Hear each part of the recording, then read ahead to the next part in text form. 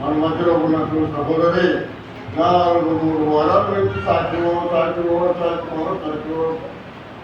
తిరిగి చెప్పుకురమ్మన్నప్పుడు రావు, అవకాశం లేనప్పుడు వస్తాం. సరే, మొత్తానికి సాక్షి అవసరం. ఒక క్రైస్తవుడు కానీ సాక్షులతో బ్రతకాలి. సాక్ష్యం లేకపోతే అది క్రైస్తవులే కాదు, మోసం. కొంతమంది పొలాలు కట్టడానికి నన్ను వాడుకొని రాకుండా ప్రాంతం కూడా ఎక్కువ ఉన్నారు. అలా తిట్టినారు కూడా అలాగే అరుగులు భక్తి అని మాట చాలా మందికి అది సత్యమైనటువంటి భక్తి కాదు. పొలాలు ప్రాంతానికి ఇదే వెళ్తే రాకుండా అది భక్తేనా? ఏమంటే చాలా మంది మోసపోతారు. మోసపోకుడి, దేవుడు వెక్కిరించినట్టు మనుషులు ఏది విందుదో ఆ పట్టనే పోయిను. చాలా మంది నటన భక్తి చేస్తారు, నిజమైన భక్తి కాదు. నేను చుడులు కడుగు నరకానికి పోయినప్పుడు గౌరవ ఆడపోయినా పర్వాల. ఏమండి చాలా తప్పు. కనుక అమ్మాయి సాక్షి చెప్పడానికి నిలబడి ఉంది. చిన్న ప్రార్థన చేస్తారు. ఒక 10 నిమిషాలు తప్ప నేను చెప్పలేను ఆయన అంటే సరేనమ్మని చిన్న ప్రార్థన చేసినట్టు 10 నిమిషాలు మరి సాక్షి చెప్తుంది. తర్వాత మనకి నాచార్య గారు దేవుని వాక్యాన్ని చూస్తారు. ఎవరిలో నేను కూడా ప్రభు చెప్తుంది నన్ను కొంచెం దేవుని మాట చెప్పి ముగిస్తాను. ప్రార్థన చేసుకుందాం.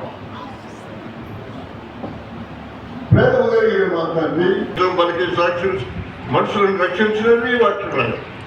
ఇప్పుడు సాక్షి చెప్పుకోవచ్చుండగా అనేక మహిమ కలుపగాను మా తండ్రి మాకు ఆశీర్వాదకరముగా ఉంటున్నది నీ కృప దయచేయమని బిడ్డని బలపరచండి. ఏమి పిరిగితనం రానివద్దు.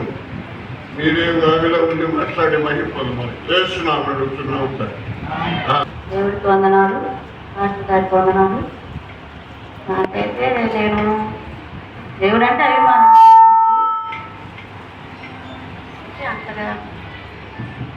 అంతగా తెలియదు నాకు. నిజమైన దేవుడు అంటే నాకు తెలియదు. అయితే అభిమానమే. ఇంట్లోనే అంటే మేము ముస్లిమ్స్, ఇంట్లోనే పాలన చేస్తున్నదాన్ని. అంటే మన ముస్లిమ్స్ తొందరగా రాదు, మందిరానికి రాదు. అయినా కానీ నాకు దేవుడు అంటే అభిమానం.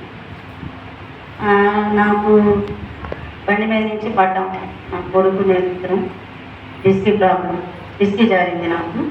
అబ్బాయికేమో కొంచెం ఎన్నపూస కొంచెం క్రాక్ ఇచ్చిన. తెలుగులో నాకు రాదు. అబ్బాయికి ఆపరేషన్ చేయాలన్నారు, నాకు కూడా ఆపరేషన్ చేయాలన్నారు. అయినా కానీ మళ్ళీ భయపడతానే ప్రార్థన చేసుకుంటానే ఉన్నా ఇంట్లో.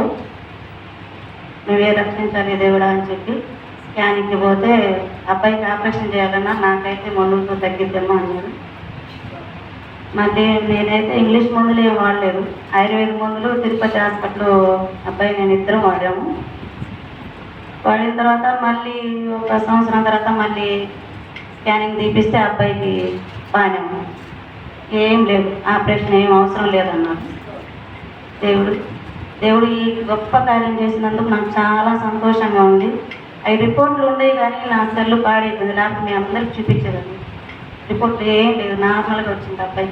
మోకాళ్ళు కూడా కొంచెం ఇది నరం ఉంటుంది కదా, అది తగ్గింది, ఒక నరం పక్కకి వెళ్ళింది, కాళ్ళు కూడా నడవటానికి కూడా రాలేదు అబ్బాయి. అలా ఉంది. ఇప్పుడైతే బాబుకి ఏం లేదు, బాగుంది. దేవుడికి నేను రోజు ప్రార్థన చేసేదాన్ని, అబ్బాయి కాడ కూర్చొని రోజు ఆయన జీవం లేని ఎముకలకి జీవం పోసిన తండ్రి నువ్వు, జీవం ఉన్నావు వాళ్ళు, ఇది నీకు నాకు తెలుగులో రాదండి, మీరేం అనుకోవద్దు, నాకు కొంచెం అక్కడక్కడ తెలుగు పోయింది. అబ్బాయికి అయితే బాగుంది, నాకు కూడా బాగుంది. నాకు కూడా నడవటానికి అస్సలు కాళ్ళు వచ్చేది, చాలా బాధపడేదాన్ని, నడువు నొప్పి, కూర్చొని అంట్లు తోముకోవడానికి బట్టలు ఉతుక్కోవడానికి కూడా చాలా ఇబ్బందిగా ఉంది. నాకైతే దేవుడు బాగా ఇంకా చాలా కార్యాలు చేస్తున్నాడు దేవుడు. అయితే నేను ఒక్కదాన్నే పడ్డాను, మా ఇంట్లో ఎవరు రావడం లేదు. అంటే మా ఆయన కూడా అది వచ్చి నువ్వు మందిరానికి పోకూడదు ఇది అది అన్నారు, కానీ అయినా కానీ మీరు విడిచిపెట్టినా కానీ నేను మందిరానికే వస్తాను. మీరు నన్ను రోడ్డు మీద నెట్టేసినా కానీ నేను దేవుడిని వదిలిపెట్టినాను, లేకపోతే నేను అడుగుతూనే తింటాను. నేనైతే నాకు దేవుడే కావాలన్నాను, ఇదైతే నిజం. అలా చాలా నాకు శోధన పెట్టాడు మా ఆయన, మందిరానికి వెళ్ళొద్దు, మా దేవుడు కాదు ఇది అని చాలా నాకు చాలా శోధన వచ్చింది. అయినా కానీ నేను దేవుడిని విడిచిపెట్టాను. నాకు దేవుడే కావాలి, నేను మందిరానికే పోతాను. నాకు పెళ్ళి లేకపోయినా మీరు పెట్టకపోయినా కానీ నేను దేవుడికి పెట్టే పోతాను. మా ఇంట్లో వాళ్ళు కూడా మారాలని, అంటే కొంచెం సంఘం ప్రార్థన కొంచెం చాలా బలమైంది అంటారు, మీరు అందరూ ప్రార్థించాలి. మా కుటుంబం గురించి నేను ఒక్కదాన్నే మారాను, మా ఇంట్లో వాళ్ళు నా భర్త నా బిడ్డలు అందరూ మారాలని నేను చాలా దేవుడిని ప్రార్థించుకుంటున్నాను. మీరు కూడా నా వైపు నుంచి మీరు కూడా ప్రార్థించండి నా కుటుంబం గురించి అందరూ. అంటే నేను ఒక్కదాన్ని మారి నేను పక్కన వాళ్ళకి నేను స్వార్థ చెప్పాను అనుకో, మీరు రాండమ్మ దేవుళ్ళని ఇప్పుడు రారు, ఎందుకంటే నా ఇంట్లో వాళ్ళే నాకు మారలేదు కదా, నేను ఒక్కదాన్నే కదా నేను మారింది. వాళ్ళు కూడా మారితే ఇంకో ఆత్మనైనా మేము రక్షించగలుగుతాం కదా. అలా అని మీరు అందరూ కూడా ప్రార్థన చేయండి. కొన్ని అప్పులు కూడా ఉన్నాయి, ఆ అప్పుల గురించి కూడా మీరు ప్రార్థన చేయండి. మీ కొరకు కూడా నేను రోజు ప్రార్థనలో చేస్తానే ఉన్నా. అంటే మీ పేర్లు తెలియవు, ఎంతమంది సంఘానికి వస్తున్నారు అంతమంది కూడా ప్రార్థిస్తున్నాను. పాస్టర్ గారికి కూడా ప్రార్థిస్తున్నాను నేను. అంటే నాకు వచ్చి రాని ప్రార్థనలో కూడా బలపడాలని మీరు అందరూ ప్రార్థన చేయండి. దేవుడికి వందనాలు. మీ అందరికీ వచ్చిన పెద్దందరికీ చేసుకున్నాం. వాక్యం వినే ముందు ప్రార్థన చేసుకున్నాం. మన సహోదరుడు నాంచయ్య గారు దేవుని వాక్యాన్ని సేపు చెప్తాడు. తర్వాత నేను చివరిలో దేవుని కృపలో వాడుకొని కావాల్సిన వరకు మా నాన్న దేవుడే మాట్లాడేటట్టుగా ప్రార్థన చేసుకున్నాం. ప్రేమ కలిగిన మా తండ్రి, బిడ్డ చెప్పిన సాక్ష్యం కొట్టే వందనాలు. నీకు భయంకరంగా ఉండటం నీ కృప దయచేయండి. నిజంబరికే సాక్షి మనుషులను రక్షించడని నీ మాటలు రాయబడ్డాయి. బిడ్డలందరినీ రక్షించారు. మీరు పరలోక రాజ్యంలో నీ దోషంతో నీతులు ఉండే వాక్యములు ఇక్కడున్న మన అందరికీ దయచేయమని ప్రార్థిస్తున్నాను. నాయన నమ్మదగిన దేవుడు, భూలోకమంతా చెడిపోయింది. ఆ చెడిపోయిన లోకంలో మేము ఉండడానికి వీలు లేదు. నీలో ఉండి మేము జీవించే భాగ్యములు మా అందరికీ దయచేయండి. ఈ దాసుడు వాక్యం చెప్పకుండా కాబట్టి మీరు మహిళలు ఈ సన్నిధి దయచేయండి. చేస్తున్నాడు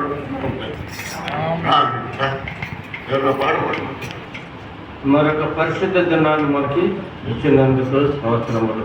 ముందుగా దేవునికి స్తోత్రములు. మీ అందరికీ వందనాలు చెల్లిస్తున్నా. మరి మహమ్మదీయుల నుంచి వచ్చిన బీబీ జాన్ గురించి మీరు అందరూ కూడా ప్రార్థన చేయండి. బీబీ జాన్ కుటుంబం గురించి కూడా ప్రార్థన చేయండి. అయితే ఆవిడ పేరు చెప్పలేదని నేను చెప్తున్నాను. అయితే బీబీ జానే కదా, ఆ బీబీ జాన్ కుటుంబం గురించి అందరూ ప్రార్థనలో జ్ఞాపకం చేసుకోండి. మరి మహమ్మదీయులు మన తెచ్చుకొచ్చినట్టే అనేక మందికి మరి ఒక ఆశీర్వాదకరంగా ఉంటుంది. అనేక మందికి మరి మహమ్మదీయులైనప్పటికీ వాళ్ళు దేవుని తెలుసుకున్నారనే ఆలోచన కలుగుతుంది. అందుకోసమే ఆ కుటుంబం అంతటి కొరకు మనం కూడా ప్రార్థన చేద్దాం. సరే, ఈ అపోస్తలుల కార్యములు 1 కొరింథీ పత్రిక 3వ అధ్యాయము 1 కొరింథీ పత్రిక 3వ అధ్యాయము 5 నుంచి 9 వరకు చదువుకుని ప్రార్థన చేసి ప్రార్థిస్తున్నాం. 3వ అధ్యాయము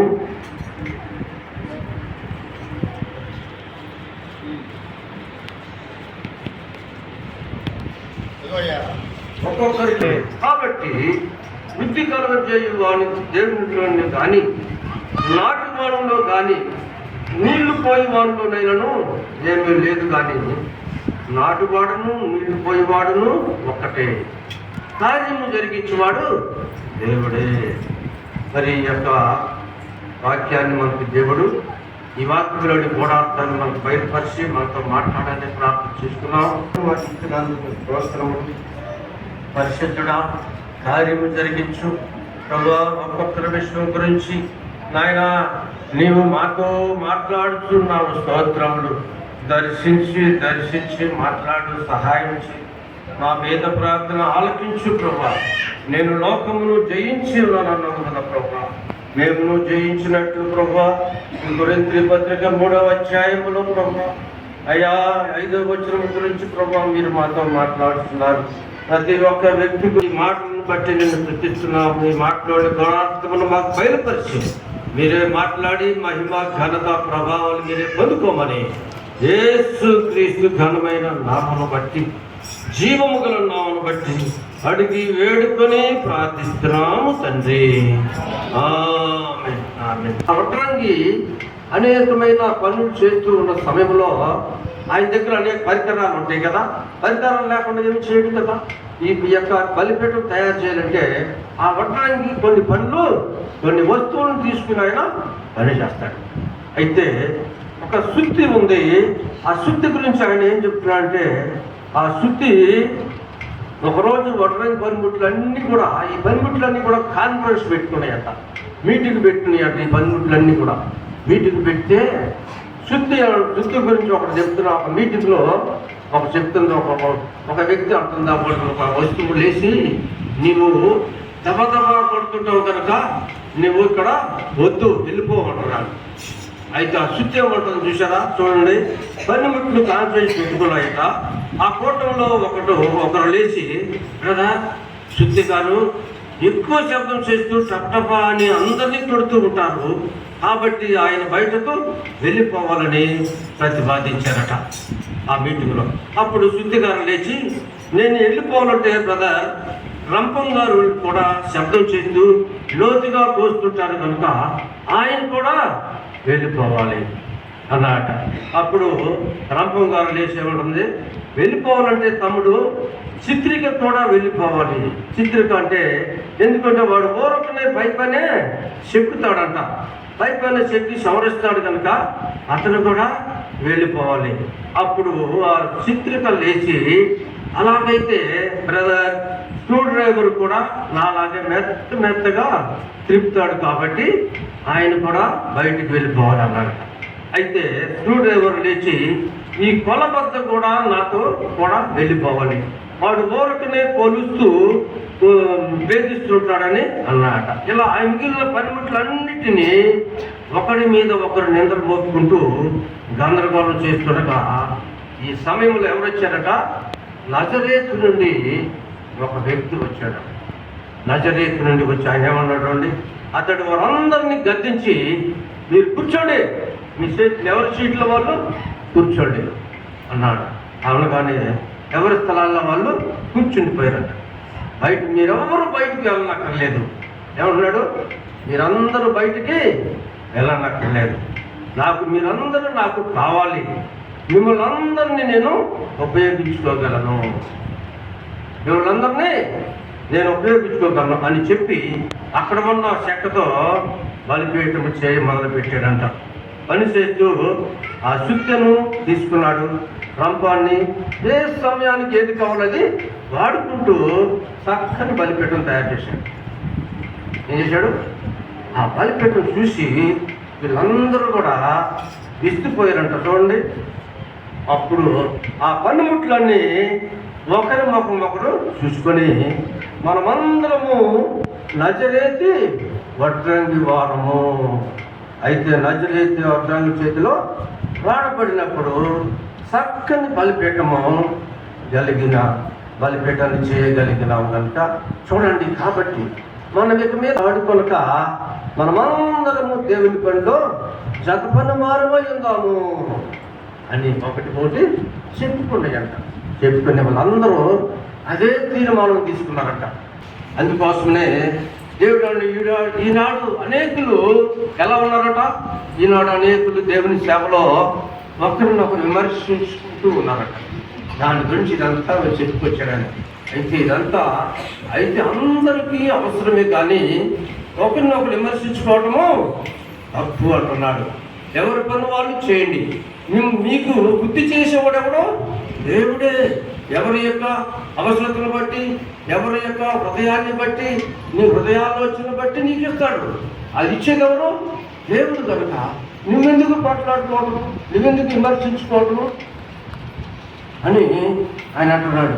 అందుకోసమనే ఈనాడు అనేకులు దేవుని సేవలో ఒకరినొకరు విమర్శించుకుంటూ నాలాగా ఆయనలో లోతైన బాధ చేయడం లేదని, ఆయన పైన ఆదరణ వాక్యాలు చెబుతాడని, నా పైన శ్రేష్టమైన నేనే శ్రేష్టమైనది, నా సేవే శ్రేష్టమైనదని వాళ్ళ గురించి ఇట్లా విమర్శించుకుంటాడట.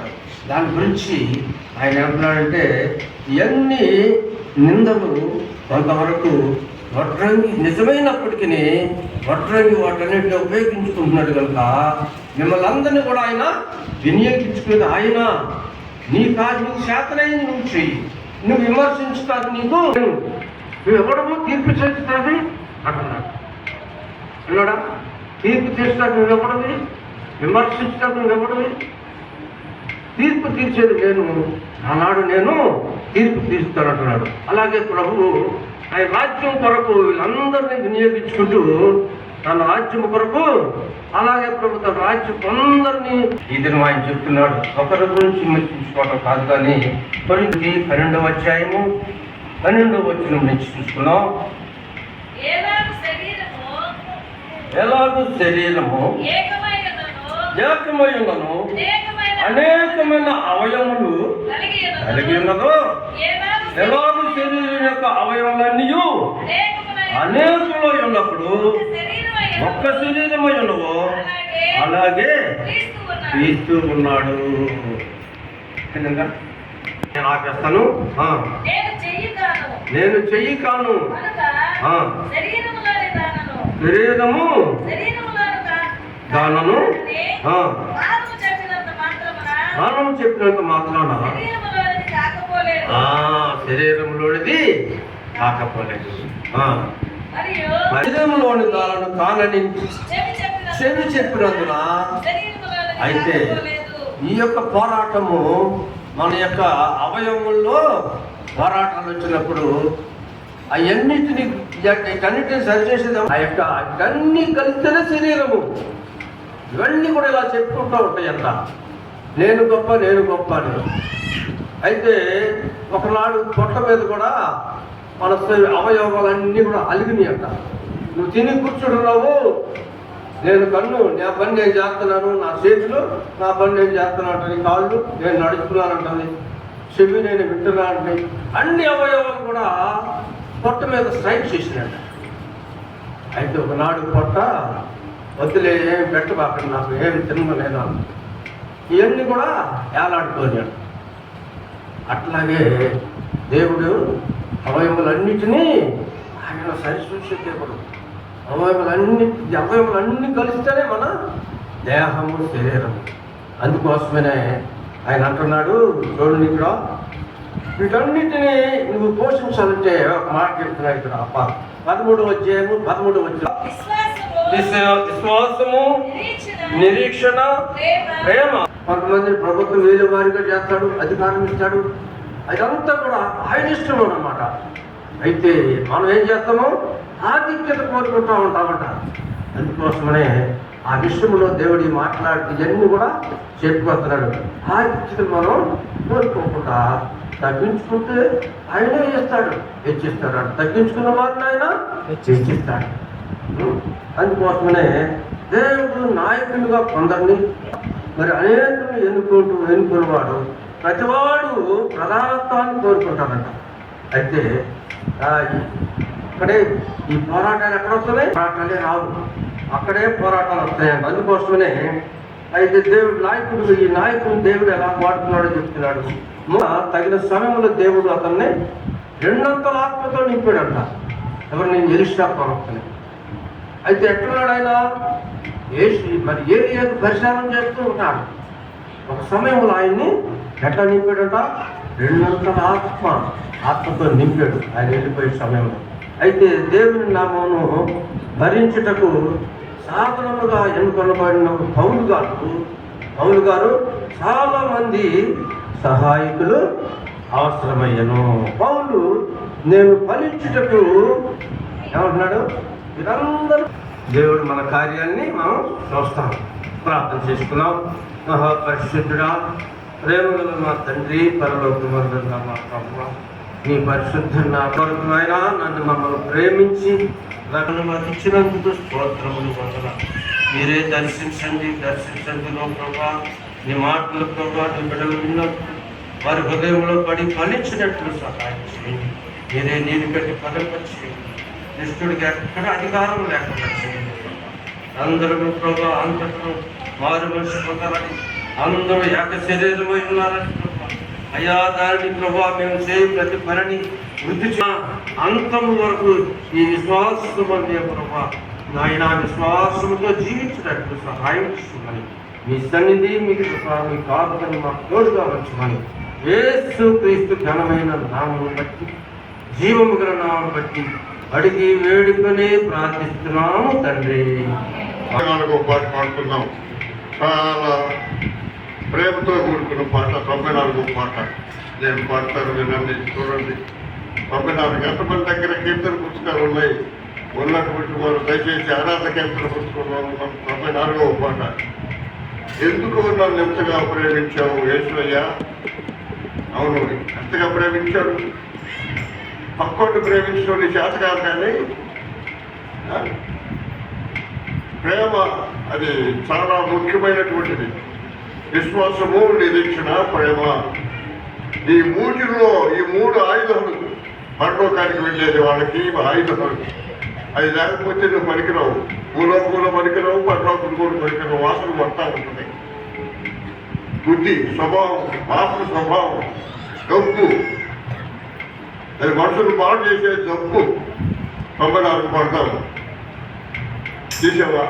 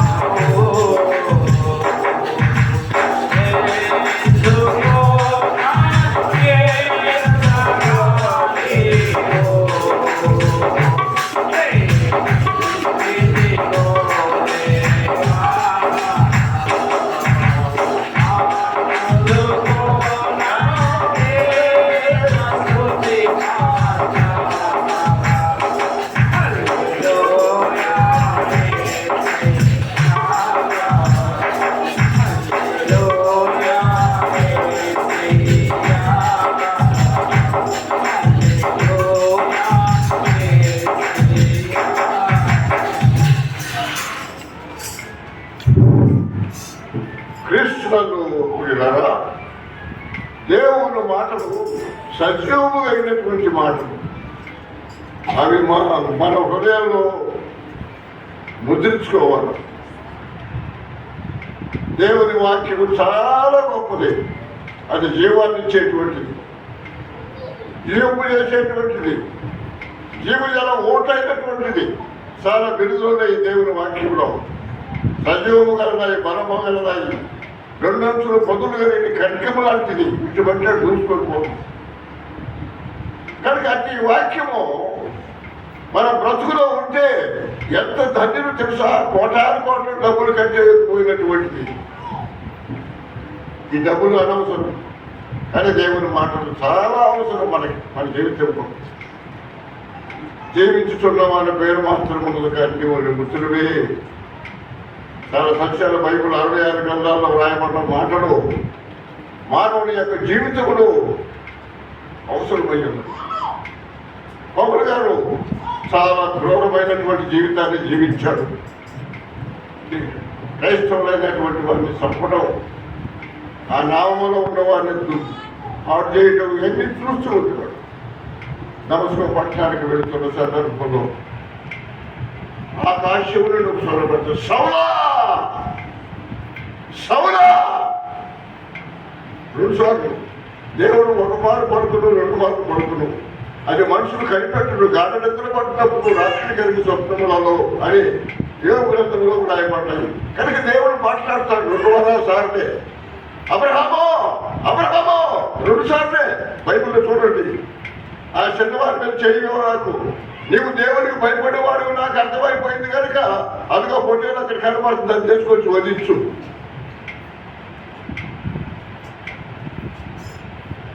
అబ్రహామో అబ్రహామో ఆ చిన్నవారి మీద చేయి భయపడు, నీవు దేవునికి భయపడేవాడు నాకు అర్థమైపోయింది. ఇక్కడ మనము ఎవరు భయము? మీ ఆయన భయమా? నీ కొడుకులు భయమా? కోడలు భయమా? ఎవరు భయం? తుచ్చమైనటువంటి మానవుడికి నువ్వు భయపడవసరం లేదు. నేను అసలు భయపడ్డాను, లెక్క లేదు, జమా లేదు. నాకు దేవునికే భయపడతాను. నేను ఒక విషయం చెప్పాల్సి వచ్చింది. నేను పొద్దున టిఫిన్ చేద్దామని పంపవుతున్నా. లక్ష్మమ్మ ఆడు కూర్చొని నాకు దేవుడు ఆత్మ ఏం చెబుతుందంటే, పరలోకాన్ని నుంచి చెప్పవయ్యా అని నాకు ఒక స్వరవేరు పడతా ఉంది. పరలోకం ఎట్టుంటుంది? పరలోకములు ఎవరు ఉంటారు?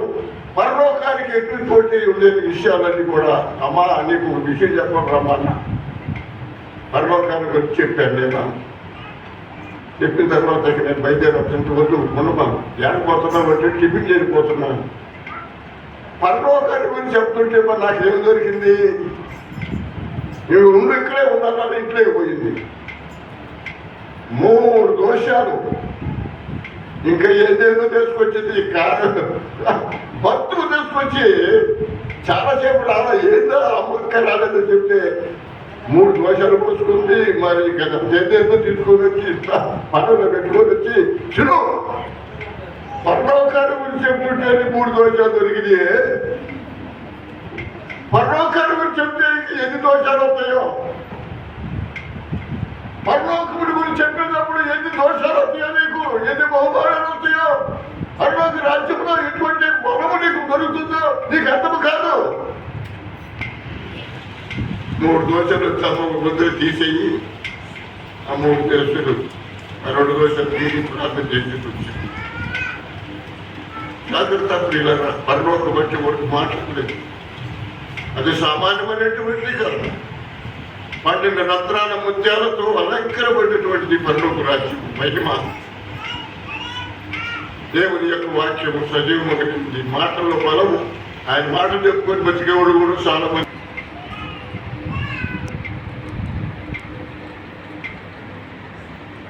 దేవుని యొక్క వాక్యం మీద సత్యమును మీరు గ్రహించాలని మీ కాడు పట్టుకొని చెబుతున్నారు. సజీవుడని మనం ఎవరికి భయపడక్కర్లేదు.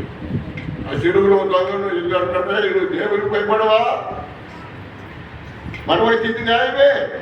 మనకైతే ఈ చెరువు చెవులు మనం బాగుంటారు. మనకి న్యాయమో పాపమే మోచకుండా నా పాలి దైవమా నా పాపముల కొరకి పాటు నందినావా నా పాలి దైవమా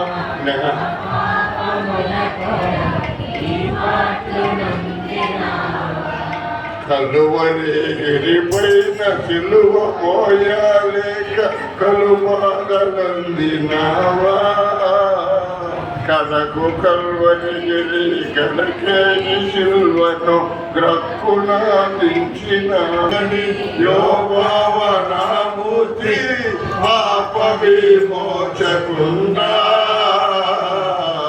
నా పాలి దైవమా నా పాపముల కొరకి కలువరి గిరిదనుక సిలువ మొయ్యలేక కలువాలనుందినావా కనకు కలువరి గిరి కనకేని సిల్వను గ్రక్కుల చాలా కష్టం అనిపించాడు. సామాన్యమైనటువంటి అనుభవం గారు ప్రభు వారు గలుగున్న గొడవలో ఆ బేకులకు ఆ చేతులు పడితే చూడండి, ఒక చిన్న సేన ఉంచుకుంటేనే మనకు బాధగా ఉంది. మరి చేతులకు మేకులు, ప్రక్కలో బళ్ళము, కాళ్ళకి మేకులు, తలకు ముళ్ళు కిరీటము, రంధ్రాలు ఎక్కడ చూసినా రక్తమంతా కారుతూ ఉంటాయి. నీకు అందరిచ్చాడు, నాకు అందరిచ్చాడు, నీకు భార్యనిచ్చాడు, నీకు భర్తనిచ్చాడు, నీకు అన్ని ఇచ్చాడు, నీకు రక్షణ ఇచ్చాడు, నీకు అన్ని ఇచ్చాడు ఆయన. నువ్వు తీసుకోలేకపోతున్నావు. అన్ని ఇచ్చాడు, మనకి అన్ని ఇచ్చాడు దేవుడు. కానీ ఆయన సత్యాన్ని మనం ఎప్పుడు కూడా మర్చిపోకుండా అనుదినం అనుక్షణము మనం మనసులో పెట్టుకొని మనము మన బిడ్డలను మన సంఘాన్ని నడిపించుకొని పరలోకంలో చేరాల. దేవుని వాక్యులకి ఒక చిన్న మాట, ఎందుకో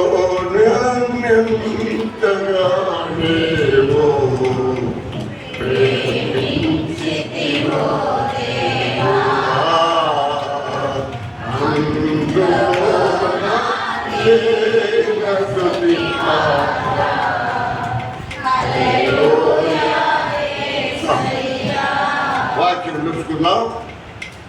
ఎబ్రీ పత్రిక 11వ అధ్యాయము. దయచేసి 6వ అధ్యాయం నేను ఎక్కువసేపు వచ్చును, ఓకే, 15 నిమిషాల్లో ఒకరకు పెడతాను. ఎబ్రీ పత్రిక 11వ అధ్యాయము 6వ వచనాన్ని జ్ఞాపకం చేసుకున్నాం. విశ్వాసము లేకుండా దేవునికి ఇచ్చినట్టు అసాధ్యము. దేవుని యొద్దకు వచ్చువాడు ఆయన ఉన్నాడనియు నన్ను వెతుకు వారికి ఫలము దయచేయవాడనియు నమ్మవలెను కదా. విశ్వాసమును బట్టి నోవహు అది వరకు చూడని సంగతులను గూర్చి. విశ్వాసము లేకుండా దేవునికి ఇండుటైట అసాధ్యం. ఆయన ఎందుకు వచ్చేవాడు ఆయన ఉన్నాననియు, ఇది చాలా గొప్ప మెట్టు. ఆయన ఎందుకు వచ్చేవాడు ఆయన ఉన్నాననియు, రెండవది ఆయన వెతికే వారికి ఫలము దయచేయవాడని నమ్మవలెను కదా. ఈ ప్రాముఖ్యమైనటువంటి మాటలు ప్రతి విశ్వాసకి, రక్షించిన వారికి, పరలోక రాజ్యానికి వెళ్ళేటువంటి వారికి ఉండేటువంటి మెట్లు ఈ మెట్లు. విశ్వాసంతో వచ్చినట్టు కొంతమందిని మనం జ్ఞాపకం చేసుకున్నాం. విశ్వాసంతో వచ్చిన దాంట్లో ఎవరి మార్కు సువార్త 5వ అధ్యాయము 25 వచనం ఇద్దరిని మీకు జ్ఞాపకం చేసి ముగిస్తారు. మార్కు సువార్త 5వ అధ్యాయము 25 నుండి రక్తస్రావము కలిగిన రోగము కలిగిన ఒక స్త్రీ ఉండెను. ఆమె అనేక వైద్యుల చేత ఎన్నో తిప్పులు పడి అయ్యా వాడికి రావాలా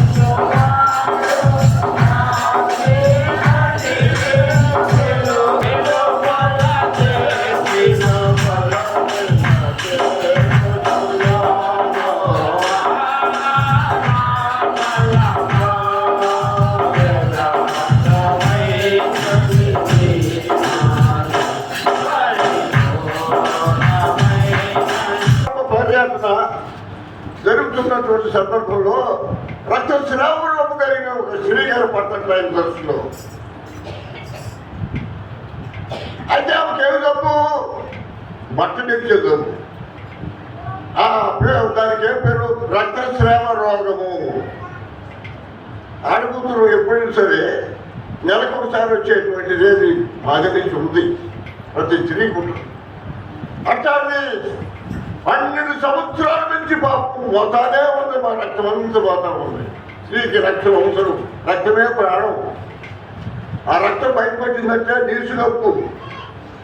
ఏమండి స్త్రీలు నెలకు ఒకసారి వచ్చేటువంటి పర్యటన త్వరగా పోయా అటువంటి నెలతో పడతారు.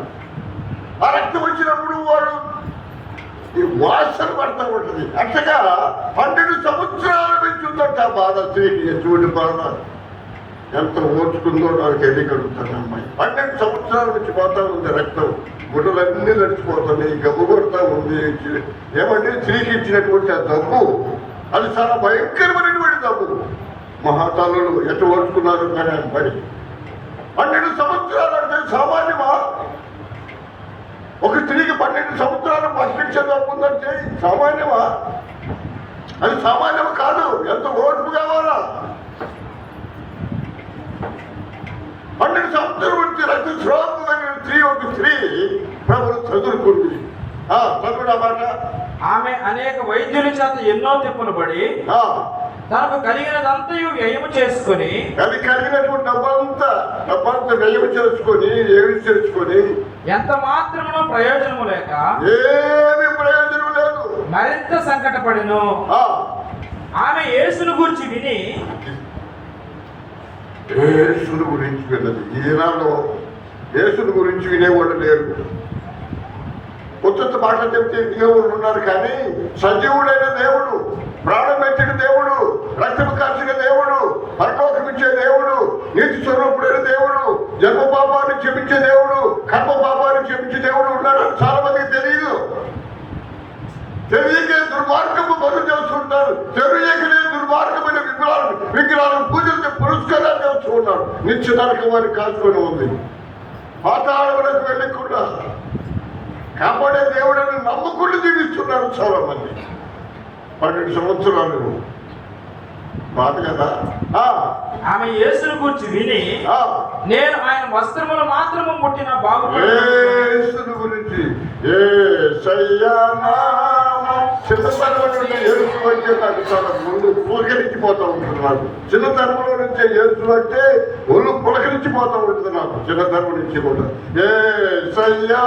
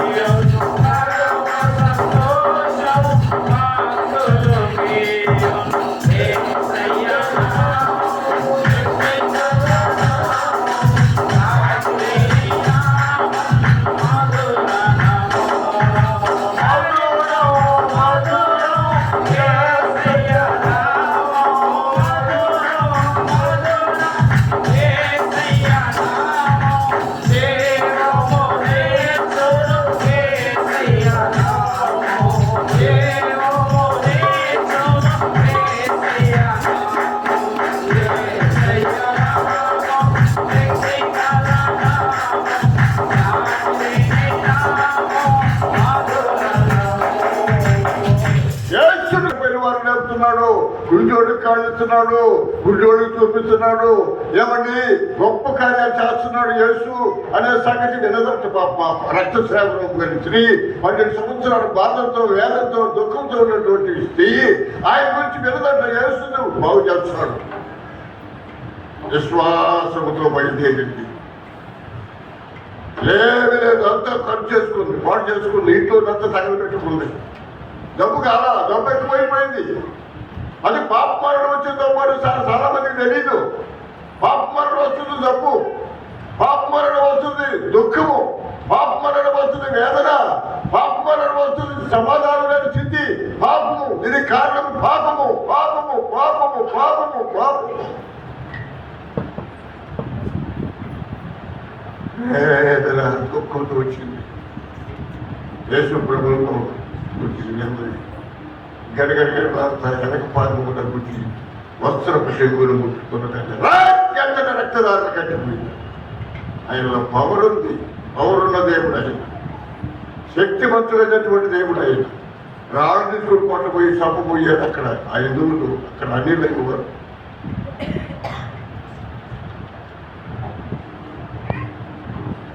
బాధతో ఉంది. వస్త్రపు చెగులు ముట్టుకోవడం కానీ ఏమైపోయింది? వెంటనే రక్తదారులు కట్టిపోయింది, కాలిపోయింది అంతే. ఆయన ముట్టుకొనగానే, ఆయన తాకగానే ఎట్లా విశ్వాసముతో విశ్వాసముతో విశ్వాసముతో విశ్వాసంతో ఆయన వస్త్రం చెందును ముట్టుకుంది. వెంటనే రక్తదారులు కట్టింది. విశ్వాసం లేదు. దేవుని వాక్యమేముంది? విశ్వాసం లేకుండా దేవునికి ఇచ్చుట సత్యము. ఆయన వద్దకు వచ్చేవాడు ఆయన ఉన్నాడని, ఆయన వెతికేవారికి పనులు దయచేవాడని నమ్మవాడి కదా. నమ్ముతున్నావా? నమ్ముతాడు ఎవరైతే నమ్మవారికి సమస్తం సాధ్యమని ప్రభు చెబుతున్నాడు. రక్తదారులు కట్టింది ప్రభు మాట్లాడుతున్నారంట.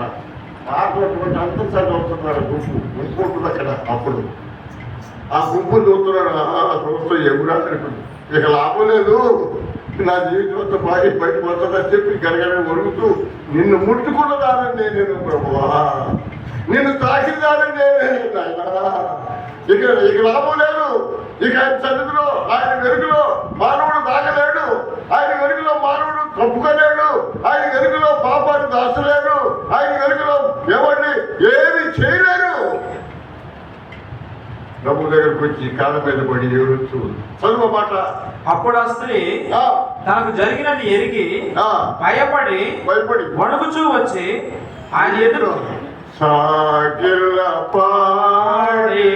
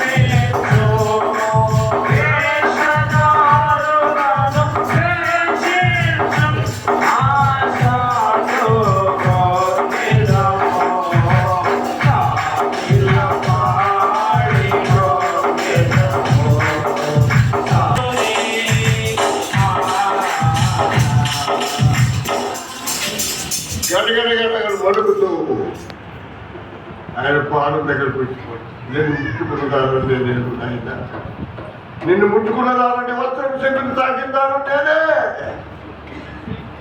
గడగడ వణుకుతూ భయంతో సాగిరి పడుతుంది ప్రభు దగ్గర.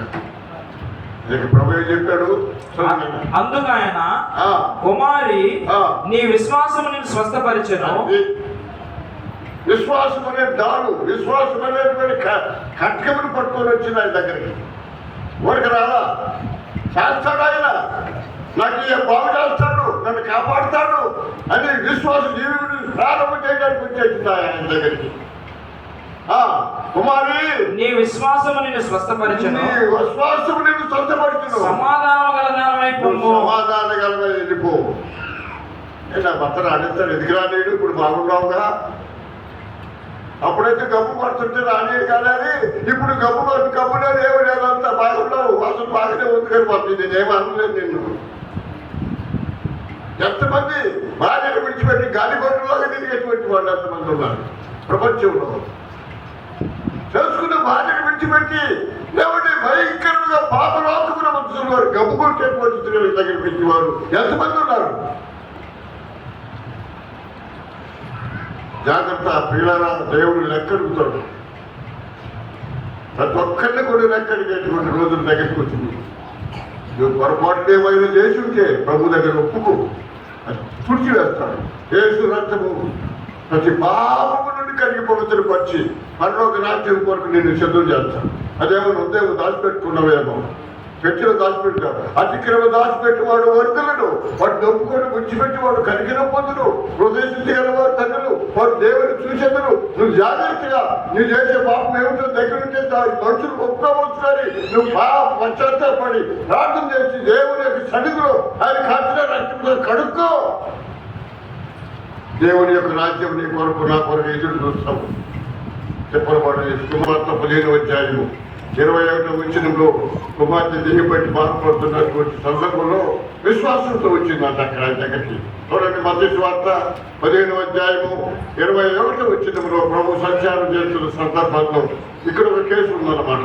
యేసు అక్కడ నుండి బయలుదేరి తూరు సీదోనుల ప్రాంతములకు వెళ్ళగా